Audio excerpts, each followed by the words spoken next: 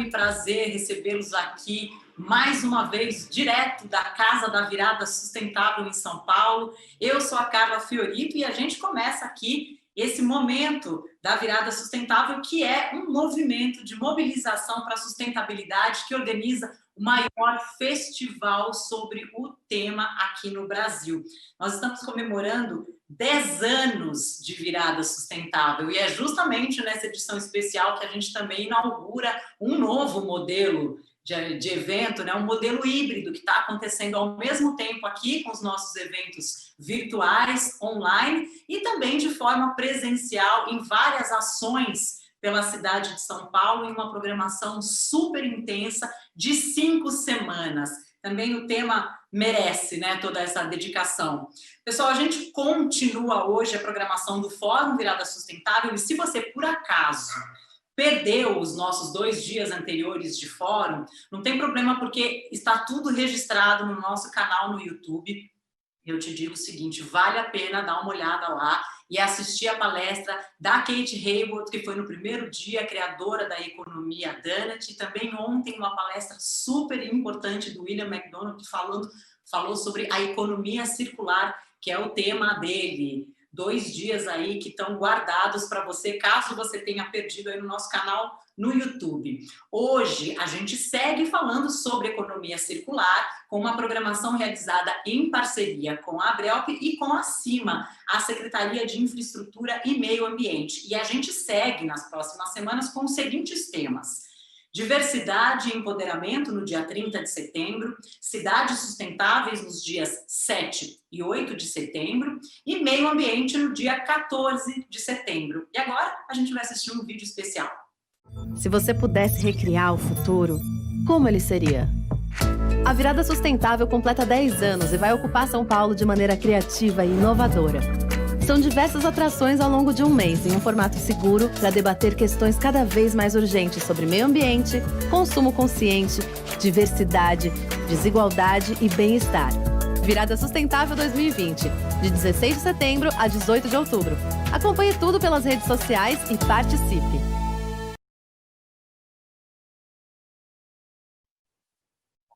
Demais, né?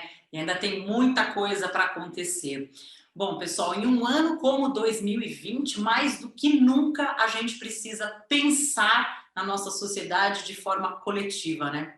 É por isso que a gente aqui da Virada Sustentável lançou a campanha Virada Sustentável Solidária. E qual é o objetivo dessa campanha? É ajudar na retomada das atividades dos catadores de lixo aqui da cidade de São Paulo. Eles que têm um trabalho tão importante, tão fundamental, estão precisando aqui da nossa ajuda, da ajuda de vocês, para retomar as atividades. Então, o que a gente faz? A gente está incentivando aqui para que vocês façam doações destinadas à compra de EPIs, que são os equipamentos de proteção individual, e também ao investimento em infraestrutura que vai ser necessário para garantir a segurança dos cooperados. Essa ação, ela conta com a parceria do Sempre, o Compromisso Empresarial para Reciclagem, que é responsável por receber e também por distribuir os recursos entre as cooperativas que são indicadas pela Anlurb. Então, você está vendo que tem um QR Code aí na sua tela? Vamos imaginar que ele seja um portal para você fazer essa doação e ajudar os catadores na retomada das atividades deles. Faça a sua doação, ela é fundamental para que isso volte a acontecer e também divulgue para que essa campanha tenha ainda mais sucesso. Beleza? Bom, dado então esse recado para lá de importante, chegou a hora da gente conhecer mais sobre os desafios da reciclagem no Brasil, e eles são muitos, né? Essa palestra de agora é realizada em parceria com a Abrelp e com a CIMA e também oferecida pela Braskem e pela Val Group. Em um mundo em transformação, como reinventar nossas ações? Nosso mundo mudou, está mudando, cada vez mais rápido. Vivemos o desafio coletivo de repensar nosso jeito de fazer. Somos convocados a descobrir novas formas de avançar, formas mais coletivas, sustentáveis e circulares. Isso pode ser feito, e é um exercício constante, um exercício do agora que pode transformar nosso futuro.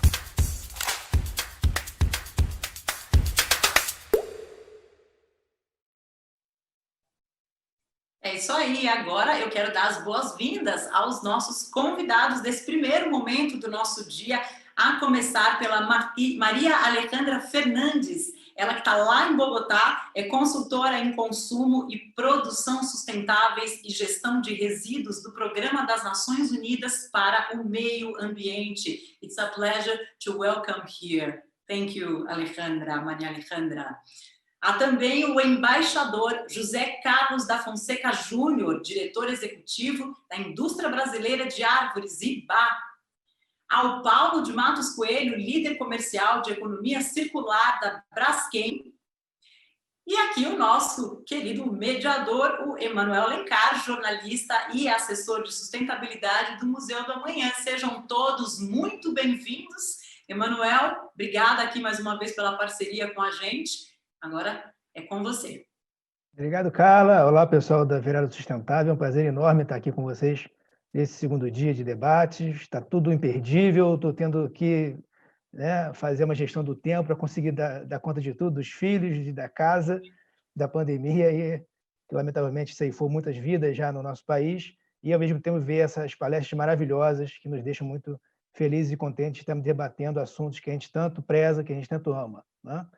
Os desafios da reciclagem no Brasil, a gente chega a 2020 com toneladas de plástico, metais, papéis, vidros, inundando ainda alguns vazadouros a céu aberto e aterros Brasil afora. Um ciclo que robustece a procura por matéria-prima virgem, um mau negócio para a sustentabilidade do planeta, e os índices oficiais de reciclagem de resíduos urbanos não avançaram significativamente em 10 anos, desde que o Brasil promulgou a sua Política Nacional de Resíduos Sólidos depois de 20 anos de discussão no Congresso. Como lidar com este quadro e como, principalmente, revertê-lo, avançarmos? Mostraremos aqui, neste painel, que bons exemplos existem e que a força de vontade de muitas empresas, de muita gente do terceiro setor, pode fazer a diferença e pode inspirar futuros mais promissores.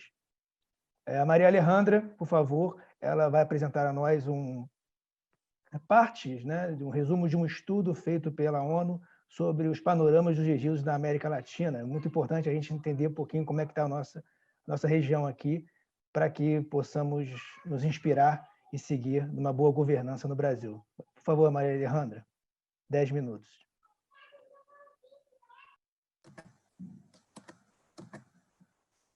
Good afternoon. Do you hear me well? Thank you. Well, Good afternoon to everybody, and thank you very much for this invitation. It's really my pleasure to be with you today in this 10th edition of Virada Sustentável. I would also like to greet the audience, the colleagues with whom I'll be sharing this panel, and all the organizers, of course. So under the framework of today's panel on recycling challenges in Brazil, I would like to start from a general perspective of the situation of waste management in our region and share with you some of the highlights and key messages of the waste management outlook for Latin America and the Caribbean, which is a publication from the United Nations Environment Program that was released in 2018 as a response to countries to have a guidance on the design of possible policies, for example, and programs in regard to waste management. But beyond these, it also analyzes the current trends and the current situation, proposes a set of actions around an efficient waste management system that enables the transition towards a circular economy model. It's clear that the current tendencies such as population growth, the increased extraction of resources, the unsustainable consumption and production patterns are all based on the traditional linear model of take, make, and dispose. And this will have led to multiple environmental challenges at global and regional levels. And it's making that the proper management of waste is included as a central issue in all the regional agendas.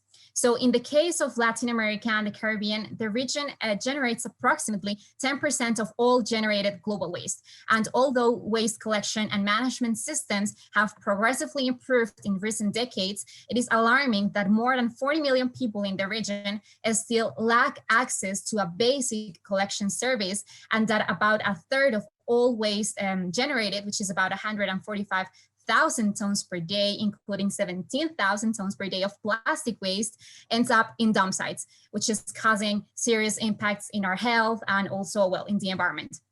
So one of the key messages this study provides is that waste generation in Latin America and the Caribbean is progressively increasing. And it was revealed that in the region, the region generated about 541,000 tons per day of municipal waste back in 2014, which means that it's an average of around 1 kilogram per day per inhabitant, which in Brazil is around the same average. So if we continue in this business as usual model, the region will be generating at 25% more of municipal solid waste by 2050, which is clearly unsustainable to maintain. Some other challenges in the region is the lack of specific treatment options, which is not only leading to the generation of greenhouse gas emissions and leaches, but in addition is reducing the quality of recyclable products and making these processes even more difficult. So in the region, organic waste represents an average of 15% of municipal waste. And another interesting fact that the study provides is that municipal solid waste composition varies according to the income levels. So for example, for low-income countries, normally organic waste would represent about the 75% of municipal solid waste.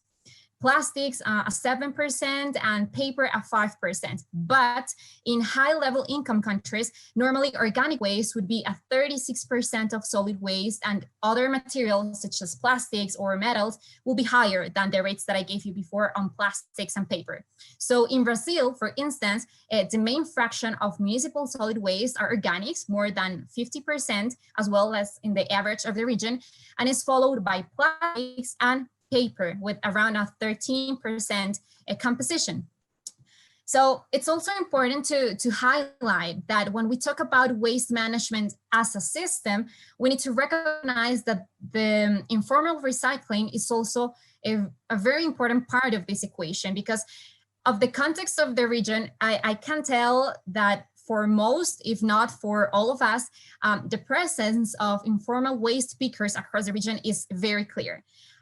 We have few and limited information in the region about it, but it is acknowledged that and evident that the work of waste pickers increases recycling rates in the region significantly. So formalizing this informal sector would not only contribute to productivity, but to the access to a dignified employment, to, of course, better living and health conditions, and especially to these vulnerable groups, such as women or children.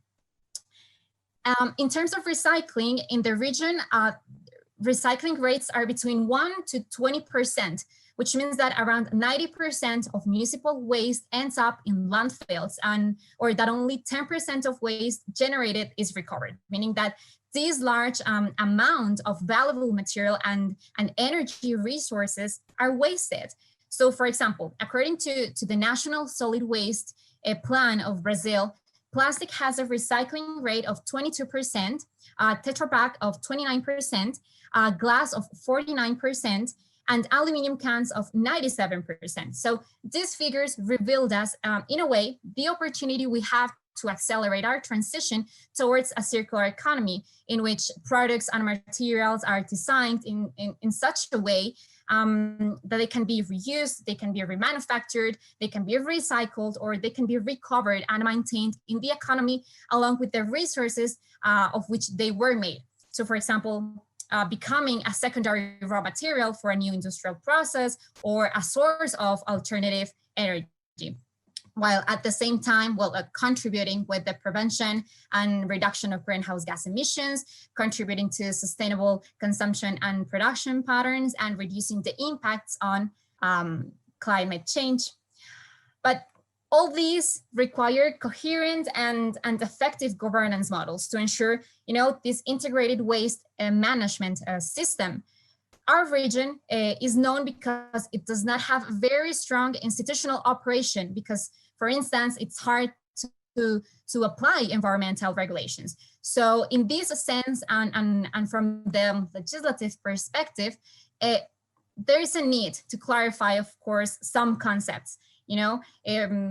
For example, the extended producer responsibility principle that actually it's included in 1/3 of the countries in the region, but still there's work to do to consolidate it in regulations and in its practical application.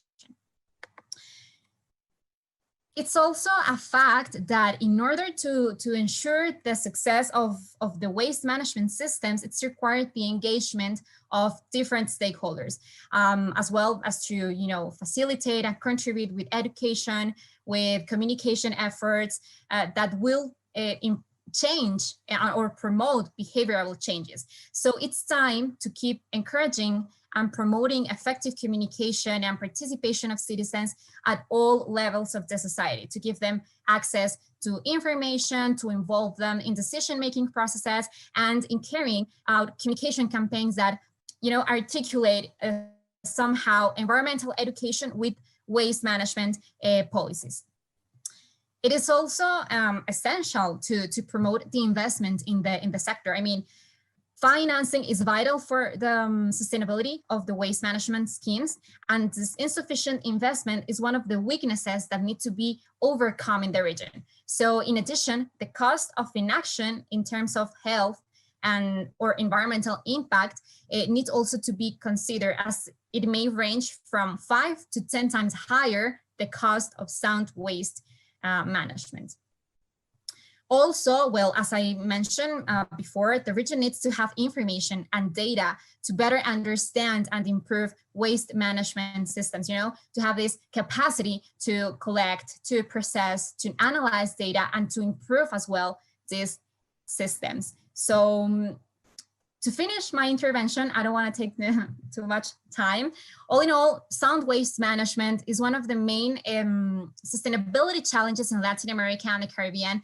And it's important to have, all this mix of ingredients and actors, which includes management policies and systems, that governments in the region give adequate political priority. Also, this implies the design and implementation of public policies and strategies, the creation of institutional support that provides this proper legal framework as well, the promotion of investment in the infrastructure and in technologies with social inclusion and participation, the need to generate information, data, indicators for a better decision-making, and of course, to reinforce education at all levels to promote behavioral changes.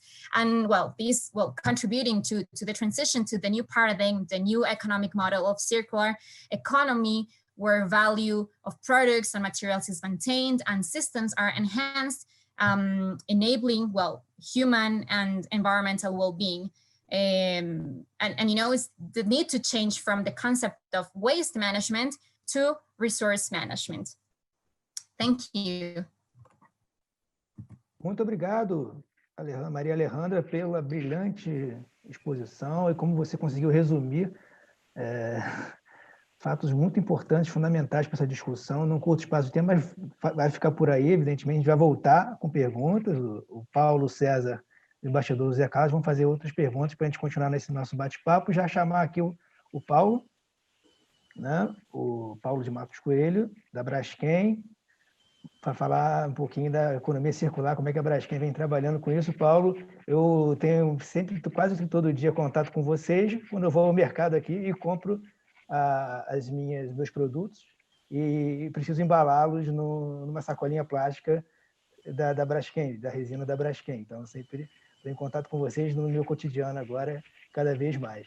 Um grande abraço, um prazer estar aqui com você hoje. Prazer, maravilha, Manuel. Obrigado aí pela introdução. Boa tarde a todos que nos acompanham. É um prazer estar aqui com vocês também. Parabenizo aí a Virada Sustentável, pelos 10 anos, levando conhecimento, uma força aí de mudança na sociedade. algo muito importante que vem ganhando relevância cada vez mais aí na nossa vida. Então, é uma satisfação estar aqui com vocês para falar um pouco sobre a reciclagem e compartilhar um pouco da nossa visão sobre os desafios e as oportunidades desse setor no Brasil. Então, e para guiar um pouco a nossa conversa, eu busquei estruturar resumidamente, pelo tempo, em 3 pilares, o que nós podemos chamar de caminhos para superar os desafios de reciclagem no Brasil.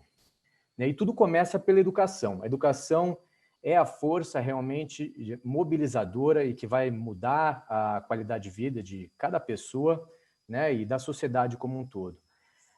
E esse é um pilar permanente, né? A educação ela é contínua. Então, essa ferramenta para mudar comportamento e gerar conscientização é o gatilho inicial do que nós chamamos uma ação para mudança. Eu acho que todos nós aqui entendemos e compartilhamos que nós temos um problema de resíduos no país, grande. Então, ao caminhar pelas ruas, pelas praias, pelos parques, nós vemos aí muitos resíduos descartados de maneira inadequada, muitas vezes até de maneira negligente, né, pela sociedade.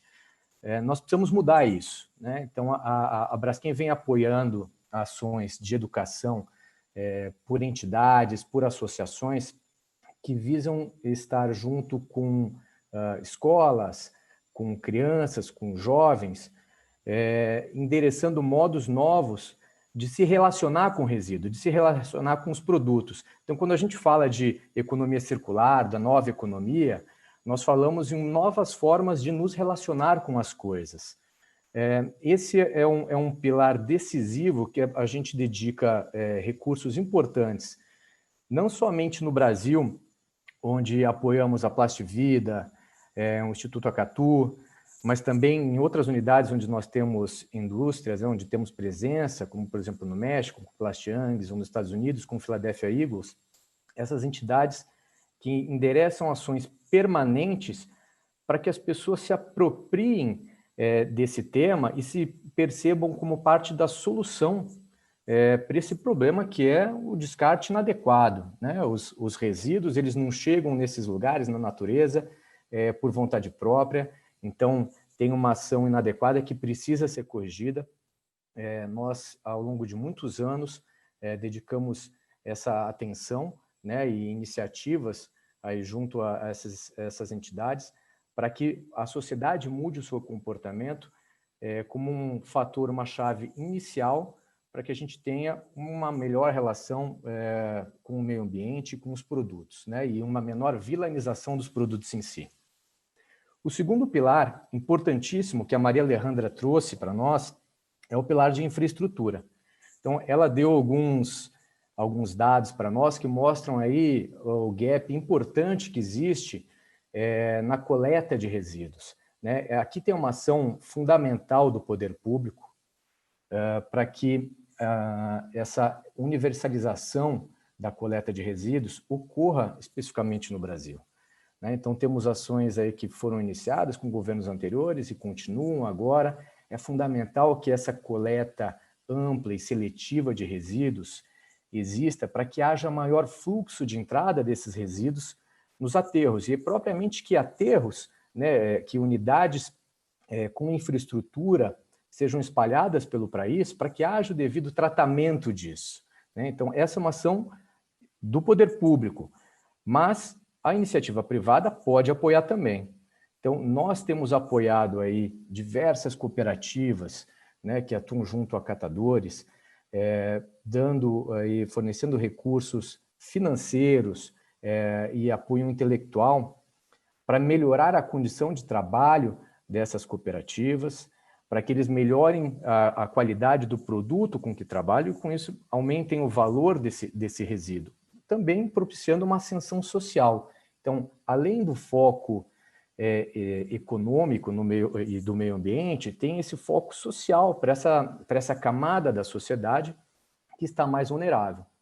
Agora, as empresas, nós temos notado também que as empresas estão buscando mais ações de logística reversa.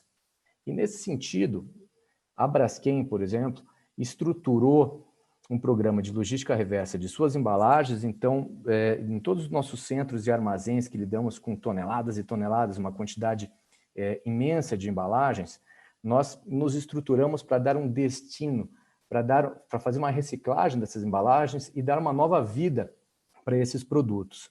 Então, é com muita satisfação que a gente hoje trabalha, estamos reduzindo a praticamente zero os desperdícios dessas embalagens e transformando em novos produtos que vão ser utilizados aí no dia a dia, como o Emanuel exemplificou.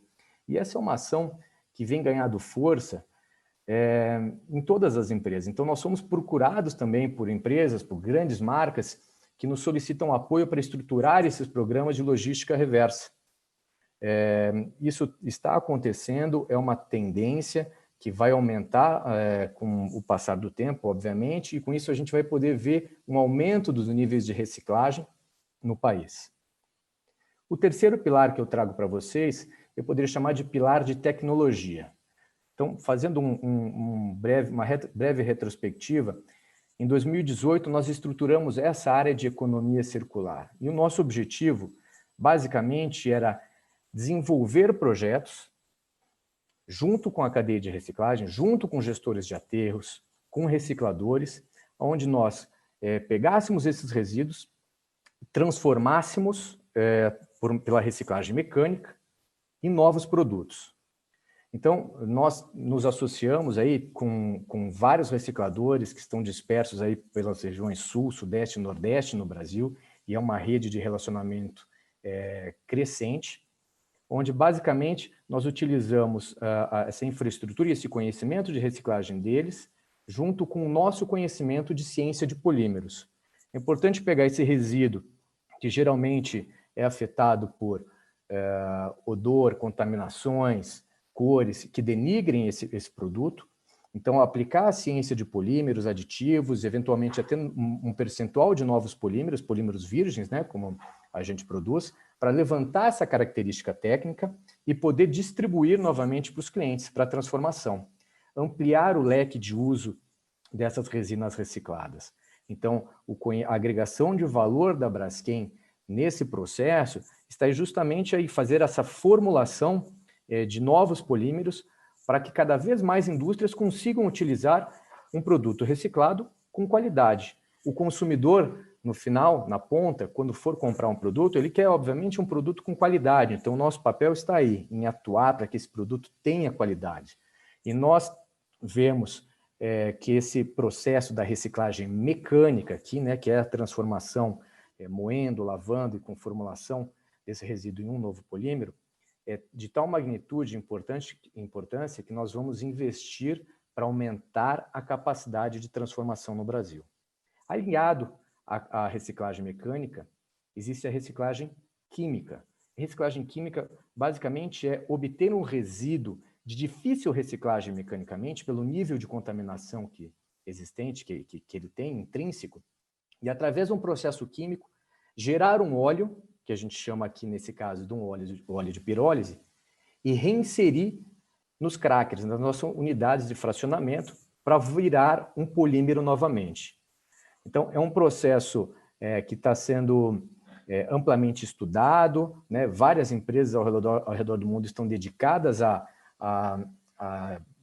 lançar plantas novas, enfim, a processos novos, e a Braskem aqui no Brasil, com as suas unidades petroquímicas, com a sua unidade produtiva, é a empresa que vai viabilizar esse processo para a nossa sociedade.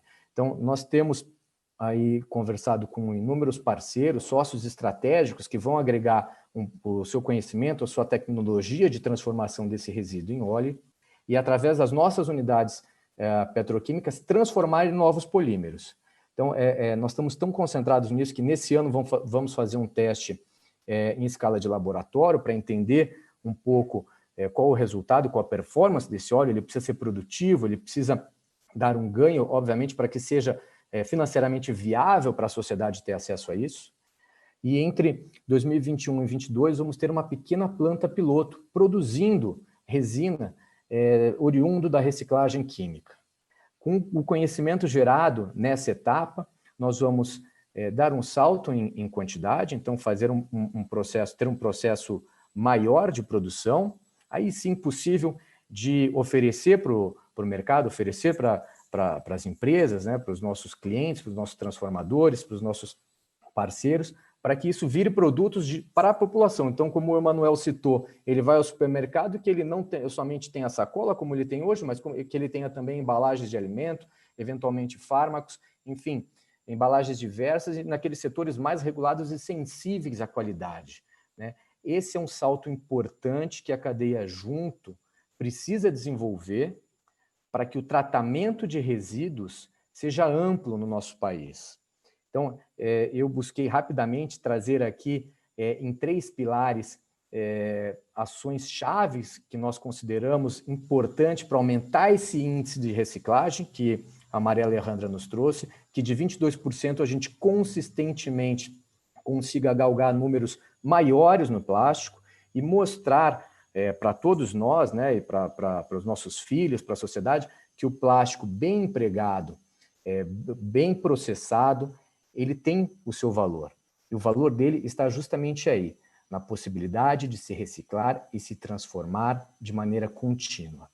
Então, eu agradeço o espaço, Emanuel e time da Virada Sustentável, por conversarmos sobre um tema tão fascinante, um tema tão abrangente, que a Braskem tem se dedicado a esclarecer com conhecimentos a população, a todos os nossos públicos, né? E que tem se colocado à disposição para tratar de projetos, sejam eles quais forem, que apresentem soluções para tratar de maneira melhor, mais eficiente, problemas de resíduo. Então, fico à disposição também para perguntas e através do meu e-mail para a gente continuar essa relação e esse bate-papo. Obrigado. Obrigado, Paulo. Obrigado aí pela sua fala, muito importante, conhecendo mais um pouquinho do trabalho da Braskem. Chamar aqui o homem das embalagens flexíveis e rígidas desde 76. O Valgrupo é mais velho do que eu, vejam vocês, mas tenho certeza aí que o César vai trazer para a gente ótimos aspectos do que o pessoal está pensando em termos de embalagens flexíveis e rígidas em 2020. Vamos lá, César. Oi, Emanuel, obrigado. Obrigado pelo convite. Eu também estou super feliz de participar dessa 10ª edição da Virada Sustentável, um evento fabuloso. Então, eu vou começar dando uma perspectiva histórica, Emanuel. Então, eu vou voltar em 1800, quando a expectativa de vida das pessoas, da humanidade, era menos de 40 anos, e os ganhos anuais eram menos de $4.000 por ano. Tá? Então, esse era um período bem diferente do de hoje, onde a maioria dos países eles ficavam, se você colocar num gráfico ali num canto onde era pobre e com pouca expectativa de vida, né? E aí, em 1870, inicia-se a Revolução Industrial. E com a Revolução Industrial vem uma série de avanços, né? E uma série de desafios também. Mas hoje, né, depois de uma série de ciclos, da crise de 29, da bolha da internet no ano 2000, dos anos 80, da era do Economics, enfim, tem uma série de eventos depois da crise de 2008. Hoje a gente chega com uma expectativa de vida de mais de 80 anos de idade. Então, é uma melhora substancial desde aquele período, né? E nossos ganhos médios anuais no mundo estão por volta de $40.000 ao ano. Então, em números, houve um avanço muito grande. Então, hoje, menos de 1 bilhão de pessoas está abaixo da linha da pobreza, que é um número enorme, eu concordo, mas é um dos números, na história, é o momento onde a gente tem menos pessoas abaixo da linha da pobreza, né? Então, esses são lados, são avanços positivos que aconteceram nesse período aí de 200 anos. Mas, é claro, e eu acho que a Maria Alejandra trouxe bem, né? Esse modelo do take, make, dispose chegou no seu limite, né? Esse modelo de produção linear, hoje a gente tem 7 bilhões de pessoas no planeta, ele já não funciona mais, né? E agora a gente olha para o modelo da economia circular. Então, esse ao meu ver, o futuro. Falando dos plásticos, né, um pouco, então, no globo, né, a gente, na média, coleta 14% dos plásticos para reciclagem. A média de 8% é efetivamente reciclado, 6% de perda e 2% volta para a cadeia. O melhor dos plásticos é o PET, com uma taxa de reciclagem de 50% no geral, no mundo. No Brasil, a taxa de reciclagem do PET é 55%. Nos Estados Unidos é 30%. Isso varia de país para país. Mas a gente está fazendo um trabalho até que relativamente ok no Brasil, pode melhorar muito, tem 45% desse material que precisa ser coletado, e os flexíveis, né? Os flexíveis, as taxas de reciclagem são bem menores, então tem muita margem aí para novos investimentos. Só para dar uma estimativa, uma ideia da ordem de grandeza. Estima-se que nós perdemos por ano, né, em materiais plásticos, 120 bilhões de dólares, é o que vai para o lixo anualmente. Esse é um material valioso, que não deveria ir para os aterros ou para o lixo, ele deve voltar, né, para a cadeia. Na verdade, nada, se você olhar no seu lixo de casa, nada é lixo, tudo pode ser reaproveitado, tudo pode ser reutilizado, reciclado. E é o meu objetivo, é reciclar 100%, é criar uma economia verdadeiramente circular.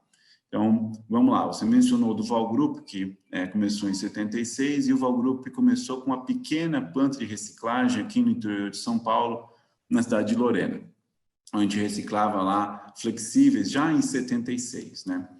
Hoje, o Val Group recicla 300 milhões de garrafas plásticas por mês. 300 milhões, é o equivalente a 100 mil toneladas ano, tá? Nós reciclamos 35 mil toneladas de filmes flexíveis pós-industrial. E eu quero fazer muito mais, eu quero reciclar 100%, esse é meu sonho, reciclar tudo, né? Trazer esse material de volta para o value chain. Então, eu acho que o que a Maria colocou de novo, né? Ela colocou no momento da fala dela que não é waste management, então não é gerenciamento de resíduo, é resource management, é gerenciamento de recursos. E eu acho que é muito apropriada a fala dela. Para mim, esse resíduo não é resíduo, para mim é matéria-prima. E é muito importante que essa matéria-prima volte para mim, para que eu consiga processar, reciclar, reutilizar essa matéria. Então, dentro dos grandes desafios, né, eu acho que eu vou colocar 3 aqui. Coleta, separação e reciclagem, tá? Então, a gente precisa de mais investimentos nessas 3 grandes áreas. E eles vão acontecer. Você tem aí fundos de investimento no mundo todo, já levantando fundos aí da ordem de $1 bilhão para investir em economia circular.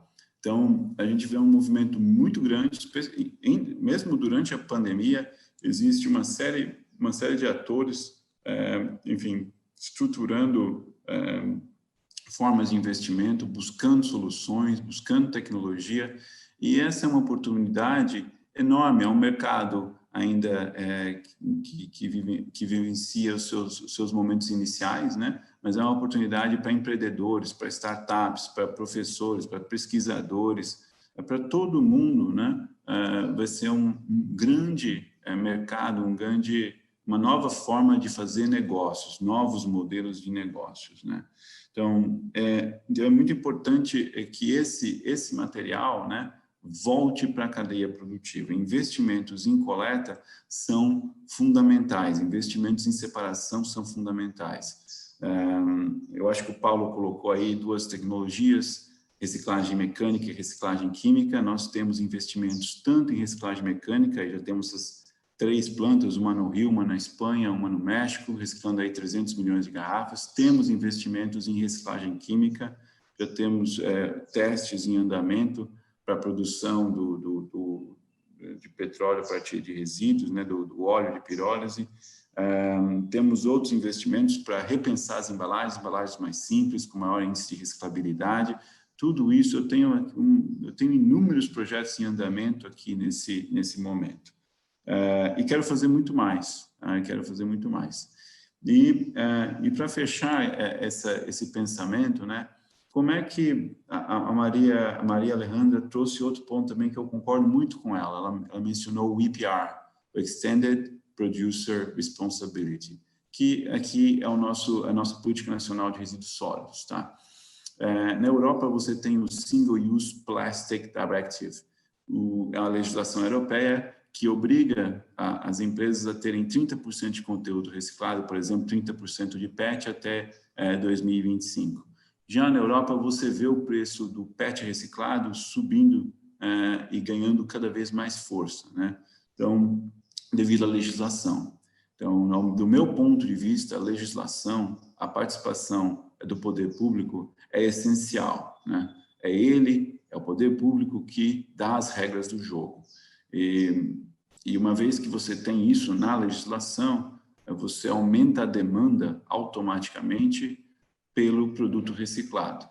É claro que você tem uma série de empresas com metas agressivas de sustentabilidade, isso é muito importante também, mas o poder público é ele que cria as leis, é ele que dá as regras do jogo, e isso, no final do dia, impulsiona a utilização de conteúdo reciclado. Então, para fechar, para mim, o futuro é muito... eu tenho muita confiança que o futuro vai ser muito próspero, que a gente vai ver a economia circular decolar nos próximos anos. Eu não tenho dúvidas disso, né? E eu acredito que muitas pessoas vão poder desenvolver negócios que são, de fato, sustentáveis, que são lucrativos, que são bons para o meio ambiente e que trazem aí uma inclusão social maior. Emanuel, é isso da minha parte. Obrigado, César. Vou chamar agora o embaixador José Carlos da Fonseca, diretor executivo da IBA, Indústria Brasileira de Árvores, que ainda está comemorando o Dia da Árvore ontem, né, José Carlos? Conta para a gente aí um pouquinho da IBA e dos atributos sustentáveis que você está procurando para a gente avançar aí na reciclagem no Brasil.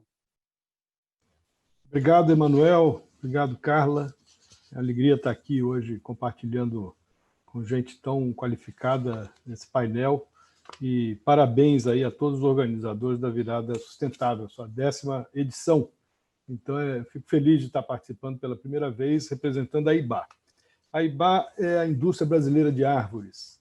É a entidade que representa toda a cadeia de base em florestas cultivadas, né? Florestas que são plantadas para finalidades industriais, colhidas e replantadas. Então, e os seus diversos segmentos industriais: celulose, papel, painéis, piso, revestimento, placa de madeira, carvão vegetal e uma infinidade, cada vez menos retórica essa afirmação, infinidade de bioelementos, né, de novos usos na fronteira mesmo da inovação, do avanço da tecnologia, para as fibras vegetais, na nanocelulose, na utilização em tecnologias como telas de LCD, nos celulares da gente, na indústria farmacêutica, na indústria de alimentos, vejam só, fora os usos mais clássicos e tradicionais que nós conhecemos do papel para embalagem, do papel chamado tissue, né, para papel higiênico, guardanapos, lenços de papel, fraldas, etc.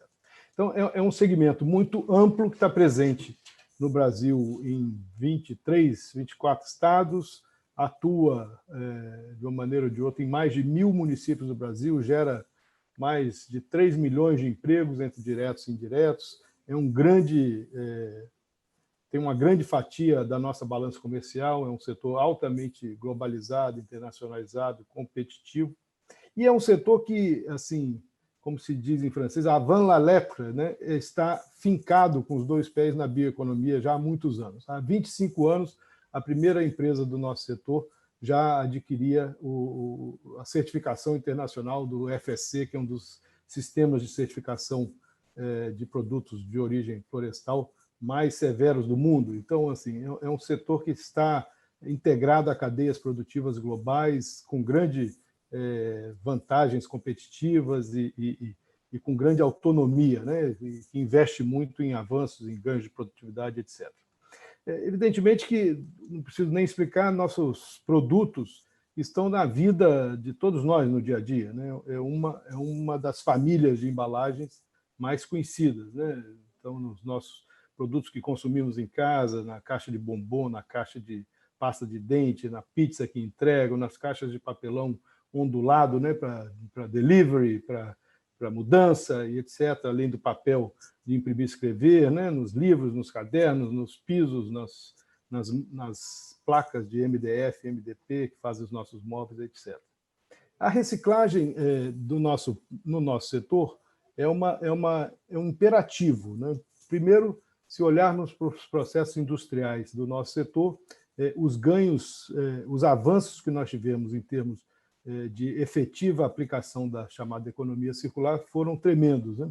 O que no passado não tão distante, né, de 2, 3 décadas atrás, eram problemas quase insolúveis, né, de dejetos e licor negro, né, que advinha dos processos de cozimento da madeira para fazer celulose, por exemplo, isso virou insumo para geração de energia. O nosso setor é autossuficiente em energia, produz até excedentes de energia para vender para o grid no país. Enfim, é um setor que veio se preparando e conquistando essa capacidade, essa característica, essa singularidade de fato ser baseado na economia circular, do reuso dos seus insumos de uma maneira cada vez mais competente.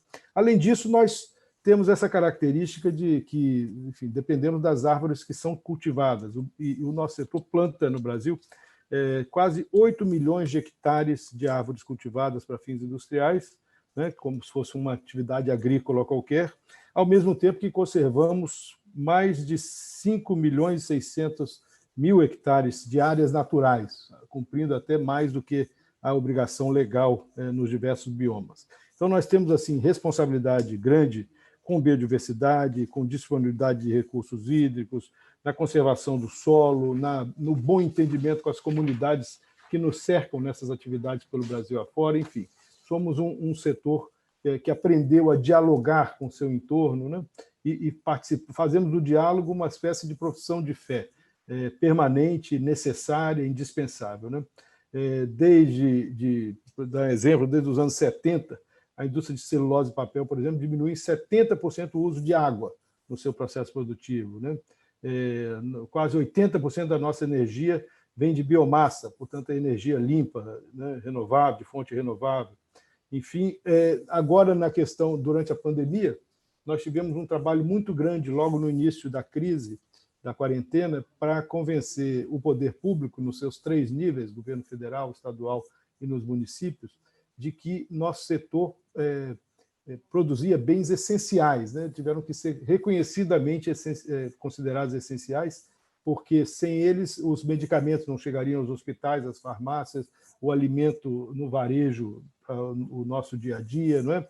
As máscaras e aventais médicos hospitalares feitos em boa parte com celulose, a partir da celulose, enfim, e tivemos um esforço muito grande ao lado de outros integrantes da cadeia, por exemplo, aí eu entro mais no foco da reciclagem, para convencer o poder público, ou para, pelo menos, dialogar com o poder público sobre como poderíamos demonstrar a essencialidade, por exemplo, das atividades tão importantes de coleta dos catadores de aparas, né? O nosso setor, por exemplo, de embalagem, papel de embalagem, papel cartão, papel ondulado, depende em grande medida da reciclagem de papel usado, né? Que são recolhidos aí pelo Brasil afora, nas grandes cidades e no interior, por catadores individuais, organizados muitas vezes em cooperativas. Então, da nossa cadeia fazem parte esses parceiros, né? E tanto que nós participamos da coalizão da embalagem, participamos de conversas em que a cadeia como um todo se comunica e dialoga com a ANAP, né, que é a Associação Nacional dos Aparistas, né, com a BPO, que é a Associação Brasileira do Papel Ondulado, com a BTCP, a Associação Brasileira Técnica de Celulose e Papel, com as diversas cooperativas pelo Brasil afora. Então, assim, esse conceito da economia circular e do reuso dos nossos produtos, né, da responsabilidade com o pós-uso, com a pós-venda dos nossos produtos, é uma característica do nosso setor. Por isso que a gente chega a dizer que esse conceito do ESG, né, do ambiental, social e de governança, que hoje está tão popular e falado, é uma obrigação nossa, um imperativo que nós obedecemos já há algumas décadas, né, e dependemos dele em todas as atividades. Só para dar um exemplo, e a Alejandra mostrou números importantes para nós na sua ótima apresentação, o Brasil é um dos países com mais alto índice de reciclagem de papel no mundo. Nós estimamos em mais de 5 milhões de toneladas de papel, dados de 2018, que retornam ao processo produtivo. Tanto a taxa de recuperação é estimada em 68% de todo papel consumido que seja passível de reciclagem. Dependendo do produto, pode chegar esse índice a 85%. É muito expressivo por qualquer comparação. A reciclagem, portanto, está no DNA da nossa cadeia, sendo matéria-prima de embalagens, enfim, em diferentes combinações. E com a característica adicional que merece destacar, de que, assim, nós, quando combinamos a fibra de papel reciclado, né, a fibra reciclada, com a fibra virgem, e essa combinação é imprescindível, não dá para fazer os nossos produtos apenas com um tipo de fibra, ambas as origens são renováveis, né, e são recicláveis. Então, tem essa pegada de cuidado aí com a economia de baixo carbono, que é importante também no nosso setor. A ampliação das taxas de recuperação depende desse envolvimento geral. Gostei que todos os companheiros aqui de painel hoje se referiram aos mesmos desafios. O principal deles, sem dúvida nenhuma, é o da educação. Quer dizer, se o consumidor, e aí eu digo tanto o consumidor final quanto o consumidor varejista, o distribuidor, os diversos elos das cadeias de suprimento, se o consumidor não se responsabilizar pela adequada utilização e disposição, né, enfim, destinação final do produto que está sob sua responsabilidade, nós não temos como iniciar de uma maneira eficaz e sistêmica esse trabalho. Por isso que a Política Nacional de Resíduos Sólidos é uma iniciativa tão importante, que conta com o nosso apoio, que tem tido dificuldades para ser plenamente implementada, né? O Brasil, sem lixões e sem aterros irregularmente manejados, é um sonho que ainda não é realidade, infelizmente, está na responsabilidade do poder público, mas depende muito da cobrança da sociedade, de uma sociedade cada vez mais sintonizada com essas questões. Então, enfim, esse desafio da educação é fundamental e é um desafio que nos une a todos. Não há por que nenhum de nossos segmentos principais que produzem aquilo que precisa ser disposed depois, né, destinado, ter destinação final e ser reciclado e reingressar na economia circular, não há por que nós nos mantermos desunidos ou em combate um contra o outro, porque o objetivo é comum a todos nós. Então, assim, a reciclagem é fundamental para o meio ambiente, é fundamental para o bem-estar da sociedade e é fundamental para construirmos um mundo melhor. Quer dizer, é um anseio de todos e demanda um trabalho em comum que tem sido feito aí pelas diversas partes, mas que, para ganhar sinergia, precisa de encontros como esse nosso aqui, de conversas e diálogos e interlocução como essa que nós estamos aqui hoje travando, diante de sua excelência, o consumidor, que, na verdade, ao falarmos deste tema para convertidos, né, dos pequenos círculos ou dos círculos mais restritos, mais especializados, mais técnicos, em que nós lidamos no nosso dia a dia, nós não conseguimos, muitas vezes, construir a narrativa que chegue ao público de uma maneira geral. Então, num evento como a Virada Sustentável, nós todos estamos tendo a oportunidade de falar para um público mais amplo, mais heterogêneo, para o mundo real, que é aquele mundo que precisa assim, assumir essa liderança, que não é de governo, o governo é fundamental, o poder público é fundamental, mas é a sociedade quem tem que impor seus valores, seus novos padrões, suas exigências. A gente sabe que agora, na pandemia, se conectaram, em definitivo, não é, as preocupações com saúde pública, as preocupações com sanidade dos processos produtivos daquilo que chega para o nosso consumo e as preocupações com sustentabilidade. Esses 3 S hoje fazem parte do conceito de saúde mais amplo, né, que passa a ser fundamental e que, se antes estava assim, marginal em certos processos produtivos, hoje virou um ponto central dos processos produtivos de empresas, de governos e, sobretudo, do consumidor, que é quem vai definir o que e como ele vai querer consumir. Então, nós temos aqui bons desafios diante de nós e uma bela oportunidade para essa conversa, para essa exposição e para mantermos esse diálogo aceso aí mais adiante. Muito obrigado. Obrigado, Zé Carlos. Pessoal, eu peço aqui para vocês fazerem agora um rápido pinga-fogo com a Alejandra. Eu vou pedir para vocês fazerem perguntas muito rápidas. A gente tem 5 minutinhos aí para a gente encerrar e a Alejandra responde. Paulo, César e Zé Carlos podem fazer as perguntas na sequência e depois a Alejandra responde, tá? A gente conseguir encerrar, porque já tem um novo painel aqui em seguida. Obrigado. Maravilha. Posso começar? Parabéns a todos aí pelas palestras, bate-papo, muito bom.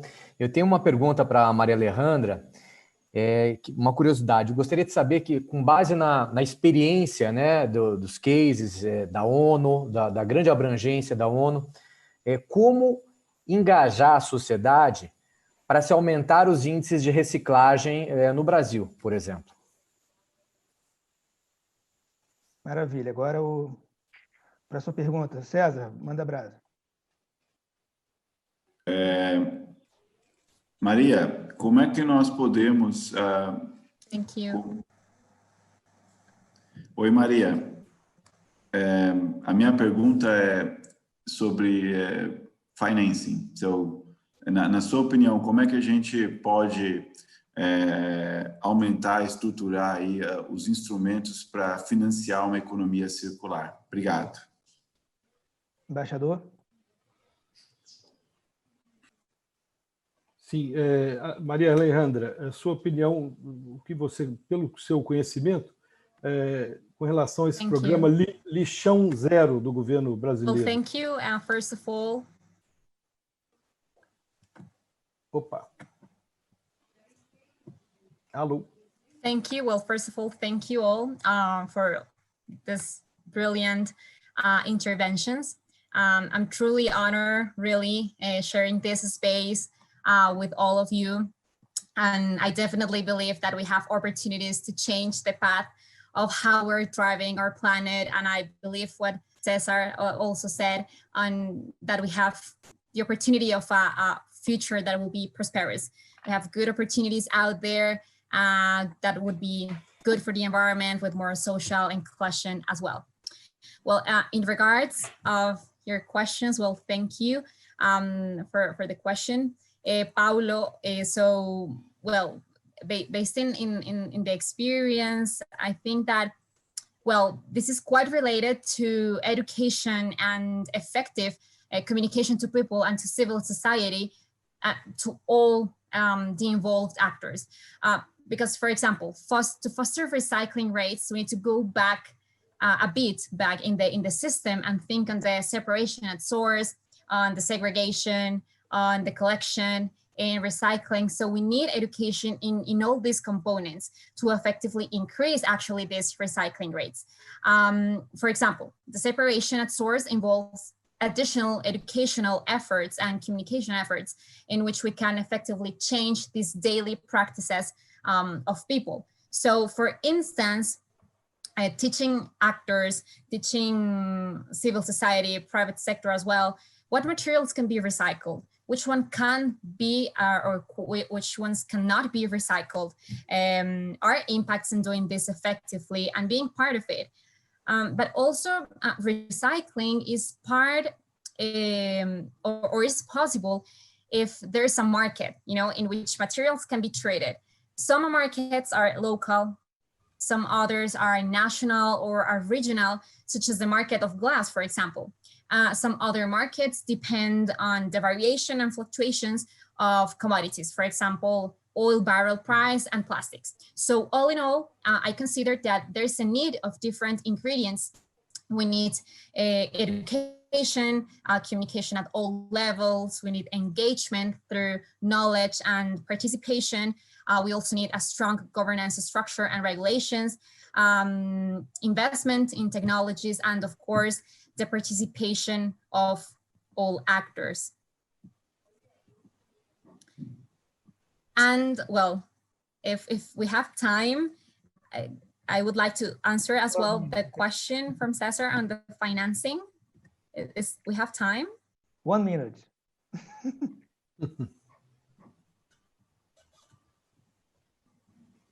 Okay, Alejandro. Okay, thank you. Yes, so financing is also a very important aspect in the equation for the waste management systems in the region. As I mentioned before, we really need investment for the infrastructure to promote and to facilitate new technologies as well, because this is a part of a whole system.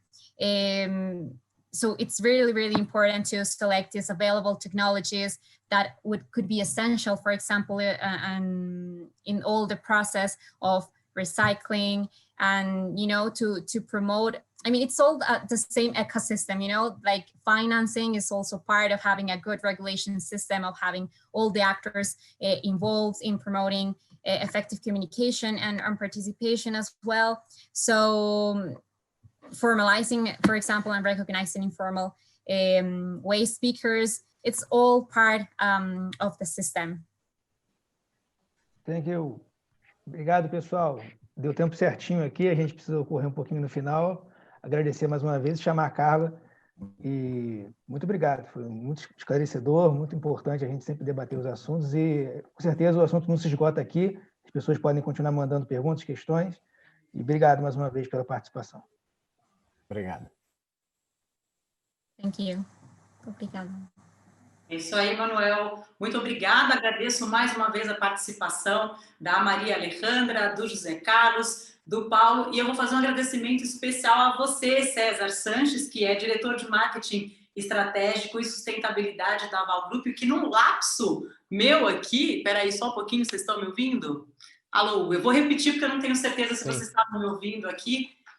Acabei de iniciar o meu vídeo. Obrigada, Emanuel. Quero fazer um agradecimento a todos vocês de novo. Maria Alejandra, José Carlos, Paulo, e um agradecimento ainda mais especial a você, César Sanches, que é o diretor de marketing estratégico e sustentabilidade da Aval Group, que no lapso meu não te apresentei aqui no início do nosso painel. Me perdoe, então eu vou encerrar aqui esse nosso momento com uma mensagem sua aí, esse seu sonho que a gente quer transformar em meta de reciclar 100% do nosso lixo em uma verdadeira economia circular. Obrigada. Bom, a gente vai seguindo, então, agora com a nossa programação aqui do Fórum Virada Sustentável com mais 2 painéis. São eles, repensando as embalagens sob a ótica da economia circular. Sabe quando você pega lá um produto na prateleira e você tá ligado, tá preocupado ou não tá com que tipo de embalagem que você tá levando para sua casa? Pensa nisso. E também o outro painel, que é o consumo consciente, os impactos da pandemia. Mas antes da gente continuar, se você está chegando agora aqui no nosso fórum, vou passar um vídeo especial aí para vocês com uma pergunta que a Virada Sustentável tem feito para a gente. Pensa aí. Se você pudesse recriar o futuro, como ele seria? A Virada Sustentável completa 10 anos e vai ocupar São Paulo de maneira criativa e inovadora.